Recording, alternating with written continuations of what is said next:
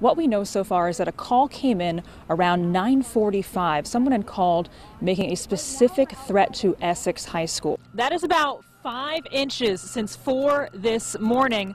Right here where all the trucks are coming out for VTrans. According to the search warrant, which was issued on Wednesday, police were looking for a human skull from a possible unreported homicide. And there's plenty of other things happening over by the waterfront too for entertainment, like face painting for the kids and also a rock climbing wall as well. Police were on Bronson Road in St. Albans all afternoon trying to piece together what happened. So what got you interested in doing work with the Red Cross? Well, I'm a huge believer in together we are stronger, and this is part of it. Megan, Brittany, I hope you're happy with this. Oh my gosh, I'm so scared.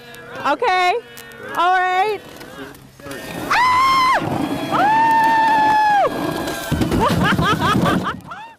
History going up in flames. First thing we do is move. Torrey Hall at the University of Vermont caught fire Thursday morning. The smoke was rolling out the top of it. It was already on all 4 corners of the roof. Tim Carrier was working in the building next door with 5 of his men. That's all you think about, is hope everybody gets out. Everyone got out safe. Construction workers were in Torrey Hall doing renovations. From initial investigation that this fire was caused by workers soldering copper, the building was under rehab. Firefighters responded within minutes, battling the fire for nearly 4 hours. The fire chief says the building does not have sprinklers. It's on the National Register of Historic Places, built in 1863. Outside walls on that 3rd floor where we would typically breach through the wall have steel safes that are leaned up against the wall, storing some very valuable stuff. The hall houses priceless collections, 300,000 samples of plants and animals. Ethan Allen's widow's collection is in the building. That's an 1814 collection. Put a price on it. Many professors spending their life's work researching these precious items. Got started churning and thinking of the worst. Charles Kilpatrick retired from teaching this year, just days after an historic black rhino horn was stolen from that same building. Now Kilpatrick worries about the condition of the rest of his collection. Some things can be salvaged. This occurred during a major renovation. Firefighters and professors picking up the pieces to save what's left of history. Tuning up for the 3rd of July. It's going to be a wicked fun time. 4th of July is always fun. That's Kelly Raven. He's part of the Welter Waits, a local band with a rock and roll feel. Just 2 songwriters looking to get louder. He's been playing with Lowell Thompson for about a decade, but just formed Welter Waits about a year ago. They're signed up to play the main stage on Monday. We caught up with Raven before his set at Monkey House this week. Take a guy in his acoustic guitar, saying, writing a song, and then you just put distorted guitars on it and a ruckus rhythm section. Another new band, Brightbird, is opening up for the Welter Waits. Have as good a time as possible and pass that along as much as possible. Ethan Tischler and Greg Pazza are buddies from high school, experimenting with a folk sound. Ethan plays guitar and sings. Greg rocks out on his mandolin, welcoming in the audience to their stories. Content that invites the audience into an emotional depth and engagement. A lot of the times the lyrics are driving how we interpret the next verse or the following verse. Event organizers say they make it a point to book local bands, creating a lot of buzz in the community for the show. We always look for local bands. We try to hire awesome local talent. A new revolutionary sound to kick off fireworks celebrations.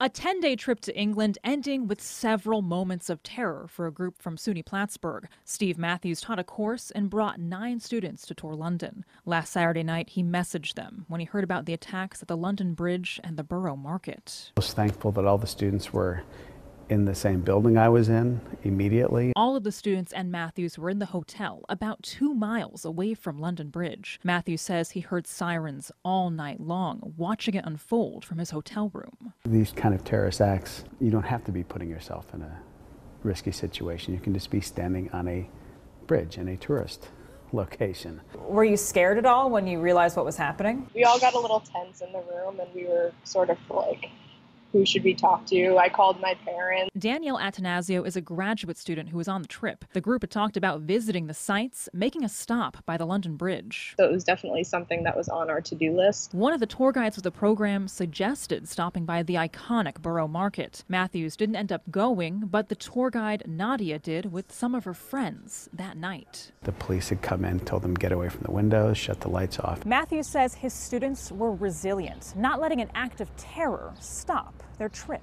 The next day, the students in Matthews carried on with their plans, visiting a museum across the city, going into the Tube, the subway system. That's when it hit Matthews. There was a terror attack. All before that, people were kind of keeping to themselves, but I noticed every single person looking at every single person. Keeping calm and carrying on, not letting terror control their lives. If we had decided we can't do this because people are scared, well, then these terrorists have won.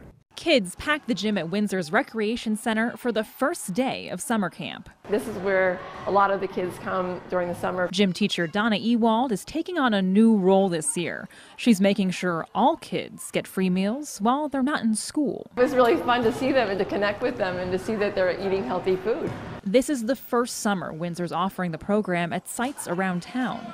Anyone from a toddler to 18-year-old can get lunch. We needed a more structured environment where there would always be a time frame where students could come. It's a nationwide program kicking off this week. The nonprofit Hunger Free Vermont and folks from Mount Ascutney Hospital helped coordinate it. Access to food is a problem for folks. Jill Lord works with the hospital and is coordinating volunteers at each location. The town wasn't eligible in previous years because there wasn't enough families that met the threshold. With census data, Hunger Free Vermont was able to target specific pockets of need. So each of the sites that we've selected in town are in those areas of the town that are eligible for the program. Hunger Free Vermont and volunteers in Windsor have also expanded the program to also include affordable rate or low-income housing locations. Union Square Apartments is one of them. Josh Jackson knows what it's like. We totally understand because we were there at one point in time. Now he and his family are doing better and want to give back. Jackson is now supervising the site, making sure other people get the nutrition they need. Build our community even tighter and at the same time feed needy children in our area.